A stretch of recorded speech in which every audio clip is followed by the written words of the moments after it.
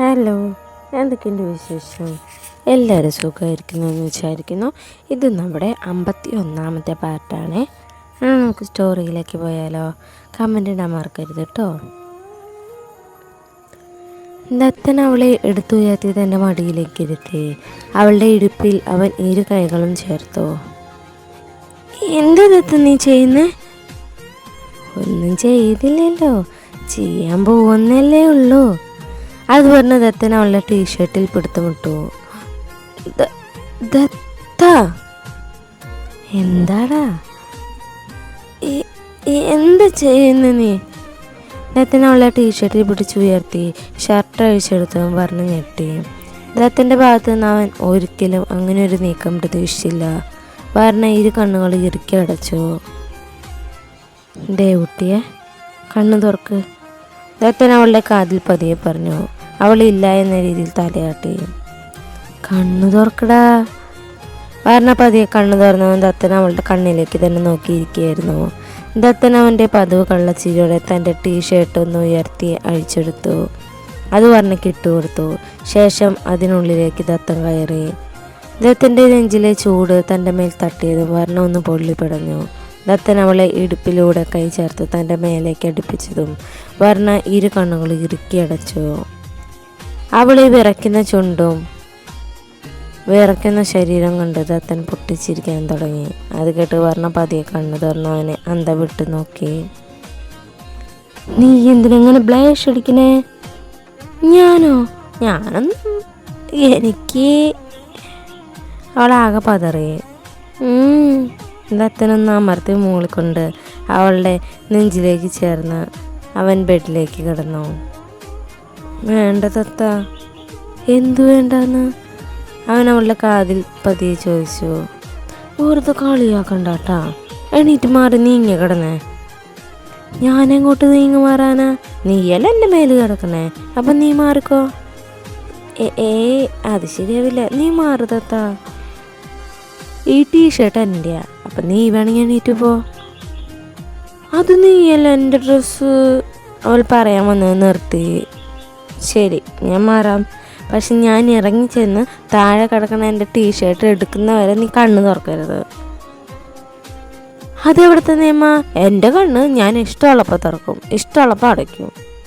ദത്ത നീ പറഞ്ഞ എന്തെങ്കിലും പറയുന്നതിന് മുമ്പേ ദത്തൻ അവളെ ഒന്ന് ഉയർത്തി ബെഡിലേക്ക് കിടത്തി. ശേഷം അവൾക്ക് മേൽ ഇരു കൈകളും കുത്തി നിന്ന് പതിയെ അവളുടെ മേലേക്ക് അമർന്നു. വേണ്ട, അവൾ വിറയലോട് പറഞ്ഞു. ഒന്നും ചെയ്യല്ലേ എൻ്റെ കുഞ്ഞെ, നീ ഇങ്ങനെ പേടിക്കാതെ.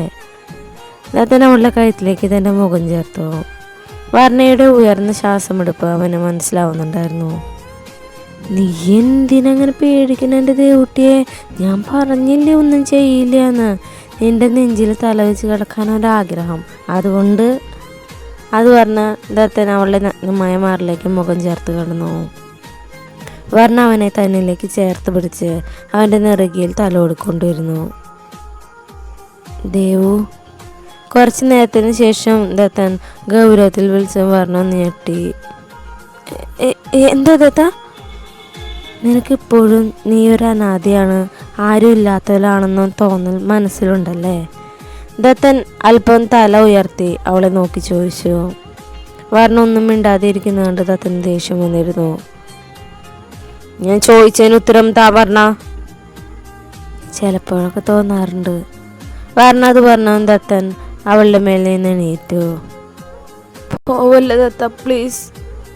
വർണ്ണ അവനെ തൻ്റെ നെഞ്ചിലേക്ക് തന്നെ ചേർത്ത് പിടിച്ചുകൊണ്ട് പറഞ്ഞു. ഞാൻ നിൻ്റെ ആരടി? ഞാൻ ആരും അല്ലാത്തതുകൊണ്ടല്ലേ ചിലപ്പോഴെങ്കിലും നിനക്ക് അങ്ങനെ തോന്നണേ. അവൻ നല്ല ദേഷ്യത്തിൽ തന്നെയായിരുന്നു. ദേഷ്യപ്പെടല്ലേ ദത്ത, എനിക്ക് പെട്ടെന്ന് സങ്കടം വന്നു. അമ്മയുടെ മടിയിൽ പാറിച്ച് തല വെച്ച് കിടക്കണ കണ്ടപ്പോൾ എൻ്റെ അമ്മ കൂടെ ഉണ്ടായിരുന്നെങ്കിൽ. വർണ്ണ പറയുന്നു മുഴുവനാക്കുന്നതിന് മുമ്പേ ദത്തൻ അത് തടഞ്ഞു. എൻ്റെ കുട്ടി എന്തിനങ്ങനെ സങ്കടപ്പെടണേ? എൻ്റെ കുഞ്ഞിൻ്റെ അച്ഛനായും അമ്മനായി ദത്തനില്ലേ കൂടെ. ഇനി ഒരിക്കലും നീ അനാഥയാന്നുള്ള തോന്നൽ നിൻ്റെ ഉള്ളിലുണ്ടാവാൻ പാടില്ല. അവളൊന്ന് മൂളി. എന്നാ ഒരു ഫ്രഞ്ച് ആയാലോ? അത്രയും നേരം വാത്സല്യം നിറഞ്ഞിരുന്നിരുന്ന ദത്തൻ്റെ കണ്ണുകളിൽ പ്രണയം വിരിഞ്ഞു. വർണ്ണയാണെങ്കിൽ അവൻ്റെ ആ ഭാവമാറ്റത്തിൽ അന്തം വിട്ട് നിൽക്കുകയാണ്. ദത്തനൊന്ന് ഉയർന്ന് അവളുടെ നെറുകയിൽ ഉമ്മവച്ചു. ശേഷം അവൻ്റെ ചുണ്ടുകൾ അവളുടെ അധരങ്ങളിൽ വന്നു നിന്നു. അവളുടെ മുകളിലായി കൈകുത്തി നിന്ന് ദത്തൻ തൻ്റെ ചുണ്ടുകൾ അവളിലേക്ക് ചേർത്തു. അവൻ അവളുടെ കീഴ്ചുണ്ടിനെയും മേൽചുണ്ടിനെയും മാറി മാറി നുണഞ്ഞെടുത്തു. പതിയെ ചുംബനത്തിൻ്റെ തീവ്രത വർദ്ധിക്കുകയും നാവുകൾ തമ്മിൽ കെട്ടുപിണിഞ്ഞ് ഉമിനീര് പോലും പരസ്പരം കലർന്നിരുന്നു.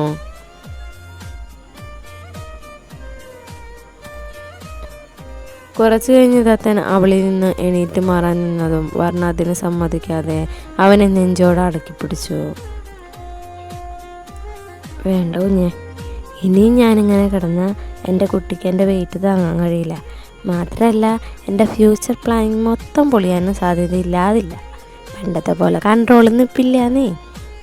അവനൊരു ദീർഘനിശ്വാസത്തോടെ പറഞ്ഞ് ടീഷർട്ടിനുള്ളിൽ നിന്നും പുറത്തേക്ക് ഇറങ്ങി. ശേഷം വർണ്ണയെ തൻ്റെ നെഞ്ചിലേക്ക് കിടത്തി പുറത്ത് പതിയെ തട്ടിക്കൊടുത്തു. അവൻ്റെ ഹൃദയ താളം കെട്ട് വർണ്ണ പതിയെ ഉറങ്ങിപ്പോയി. ഒപ്പം അവളും ദത്തനും. പിറ്റേ ദിവസം ദത്തൻ ഓഫീസിൽ പോയില്ല. വർണ്ണയുടെ വയറുവേദന കുറവുണ്ടെങ്കിലും ദത്തൻ അവളെ ഇടമെല്ലാം തിരിയാൻ സമ്മതിച്ചില്ല. ഭദ്രയും ശീലവും വർണ്ണയ്ക്ക് വയ്യാത്തോണ്ട് ക്ലാസ്സിൽ പോകുന്നില്ല എന്നൊക്കെ പറഞ്ഞിരുന്നെങ്കിലും ദത്തൻ രണ്ടിനെയും കോളേജിലേക്ക് ഓടിച്ചു വിട്ടു. ദത്തന് വർണ്ണയോടുള്ള സ്നേഹ വീട്ടിലെ എല്ലാവർക്കും ഒരു അത്ഭുതമായിരുന്നു. ശരിക്കും ഒരു കുഞ്ഞിനെ പോലെ നോക്കുന്ന പോലെയാണ് ദത്തൻ അവളെ നോക്കിക്കൊണ്ടിരുന്നത്. കുറച്ച് ദിവസങ്ങൾ കൊണ്ട് തന്നെ ദത്തൻ്റെ ജീവൻ വർണ്ണയാണെന്ന് എല്ലാവർക്കും മനസ്സിലായിരുന്നു. അന്നത്തെ സംഭവത്തിന് ശേഷം വർണ്ണ പിന്നീട് ടീഷർട്ട് ഇട്ടിട്ടില്ല. പട്ടുപാവാടയാണ് ഇപ്പോഴത്തെ അവളുടെ സ്ഥിരം വേഷം. 2 ദിവസം അങ്ങനെ വേഗത്തിൽ കടന്നുപോയി. ദത്തൻ വീട്ടിലിരുന്നാണ് ഓഫീസ് വർക്കുകൾ ചെയ്തിരുന്നത്. ചില ഇമ്പോർട്ടൻ്റ് മീറ്റിങ്ങുകൾ ഒഴികെ ബാക്കിയെല്ലാം ദത്തൻ്റെ നിർദ്ദേശങ്ങൾക്കനുസരിച്ച് പാർവതിയാണ് അറ്റൻഡ് ചെയ്തിരുന്നത്. 2 ദിവസം കഴിഞ്ഞാൽ ലക്ഷ്യയുടെ കല്യാണമാണ്. നാളെ ഓഫീസ് ലീവായതുകൊണ്ട് നാളെ എല്ലാവരും കൂട്ടി ഡ്രസ്സ് എടുക്കാൻ പോകാമെന്ന് ദത്തൻ പറഞ്ഞിരുന്നു. രാവിലത്തെ ഭക്ഷണം കഴിച്ചു കഴിഞ്ഞ് ദത്തൻ കുറേ ഫയലും എടുത്ത് ഓഫീസ് റൂമിലേക്ക് പോയി. ഒപ്പം പാർവതിയുണ്ട്. ദത്തൻ്റെ പിന്നാലെ പാർവതി നടക്കുന്ന വർണ്ണയേക്കാൾ കൂടുതൽ കുശുമ്പ് ഭദ്രയ്ക്ക് ശീലുവിനുമായിരുന്നു. എപ്പോഴത്തെയും പോലെ കലവില സംസാരിച്ചുകൊണ്ട് 3 മുറ്റത്തേക്ക് ഇറങ്ങി. ശീലു, ഭദ്രേ, നമുക്ക് ആ മാങ്ങ പൊട്ടിച്ചാലോ? വർണ്ണ മാവിലേക്ക് ചൂണ്ടിക്കൊണ്ട് പറഞ്ഞു. ആ, ഉപ്പും മുളകൊക്കെ ഇട്ട് കഴിച്ചാൽ നല്ല ടേസ്റ്റ് ആയിരിക്കും, ഭദ്രയും പറഞ്ഞു. പിന്നെ ചെറിയ കുട്ടികളല്ലേ മാങ്ങ തിന്നാൻ, എനിക്കൊന്നും വേണ്ട. അത് പറഞ്ഞ് അവൾ കൽബെഞ്ചിലേക്ക് ഇരുന്നു. നിനക്ക് ശരിക്കും വേണ്ട ശീലു? വർണ്ണ കണ്ണു വിടർത്തി ചോദിച്ചുകൊണ്ട് അവളുടെ മുന്നിൽ നിലത്തായി മുട്ടുകുത്തിയിരുന്നു. വേണ്ട ശീലു, നല്ല മൂത്ത മാങ്ങ പൊട്ടിച്ച് അതിൽ നന്നായിട്ട് കഴുകിയിട്ട് അത് ചതച്ചിട്ട് അതിൽ ഇത്തിരി മുളക് പൊടിയും ഇത്തിരി ഉപ്പും മഞ്ഞൾപ്പൊടിയും ഇട്ട് നന്നായി ഒന്നുകൂടെ ചതച്ചെടുത്ത് അതിൽ കുറച്ച് വെളിച്ചെണ്ണ ഒഴിച്ച് മിക്സ് ചെയ്ത ശേഷം ഒരു പാത്രത്തിലേക്ക് ഇട്ടിട്ട് അതിൽ നിന്നൊരു മാങ്ങ പീസ് എടുത്തെടുത്ത് വായിലേക്ക് വെച്ചാൽ ആഹാ എന്താ ടേസ്റ്റ്, ഭദ്ര അവളുടെ മുന്നിൽ മുട്ടുകുത്തിയിരുന്നുകൊണ്ട് പറഞ്ഞു. ഭദ്ര പറയുന്നതായിട്ട് ശീലുവിന് വായിൽ വെള്ളം വന്നെങ്കിലും അവൾ അത് മുഖത്ത് കാണിച്ചില്ല എന്ന് മാത്രമല്ല ഒന്ന് പുഞ്ചിരിക്കുകയും ചെയ്തു. ഇവൾക്ക് വേണ്ടെങ്കിൽ വേണ്ട, ഞാൻ പൊട്ടിക്കാം ഭദ്രേ, എന്നിട്ട് ഇവളുടെ മുഖത്ത് നോക്കി കഴിക്കണം, അത് കണ്ട് ഇവളുടെ വായിൽ വെള്ളം വരണം. അത് പറഞ്ഞ കൽബഞ്ചിന് മുകളിൽ കയറിയുന്നു. അവൾ ചാഞ്ഞു നിൽക്കുന്ന കൊമ്പിലെ മാങ്ങ ചാടി പിടിക്കാൻ നോക്കുന്നുണ്ടെങ്കിൽ എത്തുന്നില്ല. അത് കണ്ട് ശീലു ചിരിച്ചു. ഞങ്ങളെ തോൽപ്പിക്കാനാവില്ല ശീലു മോളെ. അത് പറഞ്ഞ് ഭദ്രയും കൽബഞ്ചിന് മുകളിൽ കയറിയുന്നു. ശേഷം വർണ്ണയെ 2 കൈകൾ കൊണ്ടും എടുത്തുയർത്തി. കുറച്ചുകൂടെ പൊക്ക് ഭദ്ര, ഇപ്പം എത്തും. വർണ്ണ മാങ്ങയിൽ തൊട്ടില്ല എന്ന രീതിയിലാണ് നിൽക്കുന്നത്. അതുകൊണ്ട് ശീലു വർണ്ണയെ എടുത്ത് നിൽക്കുന്ന ഭദ്ര എടുത്ത് ഉയർത്തി. എന്തിരും മുടിഞ്ഞ വെയിറ്റ് രണ്ടിരും, ഒന്ന് വേഗം ഒന്ന് പറക്കി. ശീലു അവരുടെ 2 പേരെയും വെയിറ്റ് താങ്ങാനാവാതെ പറഞ്ഞു. ഇപ്പം കിട്ടും. വർണ്ണ മാങ്ങയിലേക്ക് എത്തിപ്പിടിച്ചുകൊണ്ട് പറഞ്ഞു. ഗേറ്റ് കടന്ന ഒരു കാർ അകത്തേക്ക് വന്ന് ഒരുമിച്ചായിരുന്നു. വന്നത് ആരാന്ന് നോക്കാൻ വർണ്ണ ഒന്ന് തിരിഞ്ഞു നോക്കിയതും ബാലൻസ് തെറ്റി 3 കൂടെ താഴെ വീണത് ഒരുമിച്ചായിരുന്നു. അയ്യോ എന്ത് നടു! കൂട്ടത്തിൽ ഏറ്റവും നല്ല വീഴ്ച കിട്ടിയത് ശീലുവിനായിരുന്നു. അവൾ നടു താങ്ങിയിരിക്കുന്നതും കോ ഡ്രൈവർ സീറ്റിൽ നിന്നും ഒരു വയസ്സായ സ്ത്രീ ഇറങ്ങി വന്നു. അയ്യോ, എന്തെങ്കിലും പറ്റിയാ? ഇല്ല ചെറിയ മുത്തശ്ശി, ഇത് വലിയ സർപ്രൈസ് ആയി പോയല്ലോ. നിങ്ങൾ എപ്പോഴാ നാട്ടിലെത്തിയേ? ഭദ്ര ഒരു കൂസലില്ലാതെ മേലുള്ള പൊടിത്തട്ട് കളഞ്ഞെണീറ്റ് കൂടെ വർണ്ണയും. ഞങ്ങൾ ഇന്നലെ വൈകുന്നേരം എത്തി, ഡ്രൈവർ സീറ്റിൽ നിന്ന് ഇറങ്ങിയ ചെറുപ്പക്കാരനോ പുഞ്ചിരിയോടെ പറഞ്ഞു. ഹായ് ധ്രുവിയേട്ടാ. ഭദ്രൻ ചിരിയോടെ ഓടിച്ചെന്ന് അവൻ്റെ കയ്യിൽ പിടിച്ചു. മൂന്നും കൂടി ഇവിടെ എന്താ പരിപാടി? ഞങ്ങൾ മാങ്ങ പൊട്ടിക്കായിരുന്നു. വർണ്ണ, ഇതാണ് ഞങ്ങൾ അന്ന് പറഞ്ഞത് ധ്രുവിയേട്ടനും ചെറിയ മുത്തശ്ശിയും. നമ്മുടെ മുത്തശ്ശിയുടെ അനിയത്തിയാ. ഭദ്ര അന്തം വിട്ടു നിൽക്കുന്ന വർണ്ണയോടായി പറഞ്ഞു. ഈ കുട്ടി? മുത്തശ്ശി സംശയത്തോടെ വർണ്ണയെ നോക്കി. പരസ്പരം പരിചയപ്പെടലും പരിചയം പുതുക്കലും ചെയ്തു കഴിഞ്ഞെങ്കിൽ എന്നെ താഴെ ഒന്ന് എണീപ്പിച്ചേ. അപ്പോഴേക്ക് നടുവും താങ്ങി നിലത്തിരിക്കുന്ന ശീലുവിൻ്റെ കാര്യം അവർ ഓർത്തത്. വർണ്ണയും ഭദ്രയും കൂടെ താഴെ പിടിച്ച് ശീലുവിനെ താഴെ നിന്ന് എണീപ്പിച്ചു. ചെറിയമ്മ. അപ്പോഴേക്കും മാലതി പുറത്തേക്ക് ഇറങ്ങി വന്ന് മുത്തശ്ശിയെ കെട്ടിപ്പിടിച്ചു. ഇതെന്ത് പെട്ടെന്നൊരു മുന്നറിയിപ്പില്ലാതെ? മാലതി മുത്തശ്ശിയെ കെട്ടിപ്പിടിച്ചു. ലക്ഷ്യയുടെ കല്യാണമാണല്ലോ, പിന്നെ ബാംഗ്ലൂരിൽ നിന്നും അടുത്തു. നമ്മുടെ നാടിൻ്റെ സുഖമൊന്നും അവിടെ കിട്ടില്ലല്ലോ. അതും ശരിയാ, നമ്മുടെ ഇവിടുത്തെ കാറ്റും വെളിച്ചവും വെയിലും അതൊരു പ്രത്യേക സുഖ. മാതൃവിയായിട്ട് നമുക്ക് അകത്തേക്ക് പോവാം. ഈ ഓൾഡ് ജനറേഷൻ്റെ പഴംപുരാണം കേൾക്കാൻ വയ്യ. ശീലു ധ്രുവീനും കൂട്ടി അകത്തേക്ക് നടന്നു, കൂടെ വർണ്ണയും ഭദ്രയും. അവർക്ക് കുറച്ച് പിന്നിലായി മാലതി മുത്തശ്ശിയും വരുന്നുണ്ട്. ഏതാ കുട്ടി മാലതി? വർണ്ണ പോകുന്നു നോക്കി ചോദിച്ചു. ഓ, അത് പറയാതിരിക്കണേ നല്ലത്. ദേവിയേട്ടതയുടെ അകന്ന ബന്ധത്തിലുള്ള ഒരു കുട്ടിയാ. അതിൻ്റെ തള്ളയും തന്തയൊക്കെ മരിച്ചു. അതുകൊണ്ട് ഇവിടെ അടുക്കളയിൽ ഒരു കൈ സഹായത്തിന് നിർത്തിയേക്കണയാ. സഹായത്തിനോ? അത് ഇത്ര ചെറിയ കുട്ടിയോ? മുത്തശ്ശി അത്ഭുതത്തോടെ ചോദിച്ചു. ചെറിയ കുട്ടിയൊന്നല്ല, 10-20 വയസ്സുണ്ട്. പക്ഷെ കണ്ടാ പറയില്ല. ആള് വലിപ്പില്ലെങ്കിൽ അതിനെ ചേർത്ത് നാവിന് നല്ല നീട്ടം കൊടുത്തിട്ടുണ്ട്. ചെറിയമ്മ അകത്തേക്ക് വാ. മാലതി മുത്തശ്ശിയെ വിളിച്ചകത്തേക്ക് നടന്നു. ഹാളിൽ അപ്പോഴും ദത്തനും പാർവതി ഒഴിച്ച് എല്ലാവരും വന്നിരുന്നു. എന്നാലും നീ ഒരു വാക്കോലും പറഞ്ഞില്ലല്ലോ നാട്ടിലേക്ക് വരുന്ന കാര്യം. മുത്തശ്ശി ചെറിയ മുത്തശ്ശിയോട് പരുവത്തോടെ പറഞ്ഞു. എൻ്റെ ചേച്ചിയെ കാണാൻ ഞാൻ പ്രത്യേകം വിളിച്ചു പറയേണ്ട കാര്യമുണ്ടോ? ഇനി കുറച്ചു കാലം നമ്മുടെ ഈ നാട്ടിലൊക്കെ ഉണ്ടാവും ഞങ്ങൾ. അവരെല്ലാവരും ഓരോ കാര്യങ്ങൾ സംസാരിച്ചിരിക്കാൻ തുടങ്ങി. മുത്തശ്ശിമാരുടെ അടുത്തായി തന്നെ പപ്പയും ചെറിയച്ഛനും ഇരിക്കുന്നുണ്ട്. സംസാരത്തിനിടയിൽ ചെറിയ മുത്തശ്ശിയുടെ നോട്ടം ഭദ്രയോടും ശീലുവിനോടും എന്തോ പറഞ്ഞ് സംസാരിക്കുന്ന വർണ്ണയിൽ തറഞ്ഞു നിന്നിരുന്നു. നിങ്ങളെന്തിനാ അവിടെ തന്നെ നിൽക്കണേ? എവിടെയെങ്കിലും ഇരുന്നൂടെ? മോളങ്ങ് നിന്നേ. ഒരു മൂലയിലായി നിൽക്കുന്ന വർണ്ണയെ ശീലുവിനെയും ഭദ്രയെയും നോക്കി പറഞ്ഞ ശേഷം ചെറിയ മുത്തശ്ശി വർണ്ണയുടെ അരികിലേക്ക് തിരിഞ്ഞു.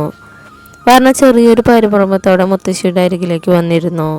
മോളുടെ പേരെന്താ? വർണ്ണ. എവിടെയാ വീട്? തൃശ്ശൂർ. എന്തിനാ പഠിക്കണേ? PG. മുത്തശ്ശി അവളോട് ഓരോ വിശേഷങ്ങൾ ചോദിച്ചു. അല്ല, ഈ കുട്ടിയുടെ ജാതകമൊക്കെ വീട്ടുകാരെ എഴുതി വെച്ചിട്ടുണ്ടോ ചേച്ചി? ചെറിയ മുത്തശ്ശിയോടായി ചോദിച്ചോ. മുത്തശ്ശിയുടെ നെറ്റി ചൊളഞ്ഞു. നിനക്കിപ്പോൾ എന്തിനാ വർണ്ണയുടെ ജാതകം? മുത്തശ്ശി സംശയിച്ചോടെ ചോദിച്ചു. വളച്ചു കേട്ടില്ലാതെ പറയാം ചേച്ചി. ഈ കുട്ടിയെ കണ്ടപ്പം മുതൽ നമ്മുടെ ധ്രുവിക്ക് വേണ്ടി ഒന്ന് ആലോചിച്ചോലോ എന്ന് കരുതുക. അത് കേട്ട് എല്ലാവരും ഒന്ന് ഞെട്ടി. വർണ്ണ വേഗം ഇരുന്നിടത്ത് നിന്ന് എണീറ്റു. ഇത് കേട്ടാണ് ദത്തൻ സ്റ്റെയർ ഇറങ്ങി താഴേക്ക് വന്നത്. അത് കണ്ട് എല്ലാവരും ദത്തനെ തന്നെ നോക്കിയിരുന്നു. അത് ജാനു, ഈ കുട്ടി നമ്മുടെ ദേവൻ്റെ ഭാര്യ. മുത്തശ്ശി പറഞ്ഞു കേട്ട് ചെറിയ മുത്തശ്ശിയുടെ നോട്ടം പോയത് മാലതിയുടെ നേർക്കാണ്. അത് കണ്ട് മാലതി തല കുനിച്ചിരുന്നു. വർണ്ണയ്ക്ക് ആകെ വല്ലാത്ത അസ്വസ്ഥത തോന്നി. അവൾ വേഗം ദത്തൻ്റെ അരികിൽ വന്നു. അത് ഞാൻ അറിഞ്ഞില്ല. സാധാരണ കല്യാണം കഴിഞ്ഞാൽ കഴുത്തിൽ താലിയും നെറ്റിയിൽ സിന്ദൂരമൊക്കെ കാണുമല്ലോ. അതൊന്നും ഈ കുട്ടിയിൽ കണ്ടില്ല. അതാ ഞാൻ. ചെറിയ മുത്തശ്ശിയും വല്ലാത്തൊരു ജാള്യത തോന്നി. ഇപ്പോഴത്തെ കുട്ടികളല്ലേ, അവർക്ക് അതിലൊന്നും വിശ്വാസമില്ല. പണ്ടത്തെ കാലമൊന്നല്ലല്ലോ. അത് പറഞ്ഞ് മുത്തശ്ശിയ സംസാരം അവിടെ വെച്ച് അവസാനിപ്പിച്ചു. അപ്പോൾ നമ്മുടെ ഇന്നത്തെ വീഡിയോ കഴിഞ്ഞു. 9 മണിക്ക് കാണാം കേട്ടോ. Bye, thank U.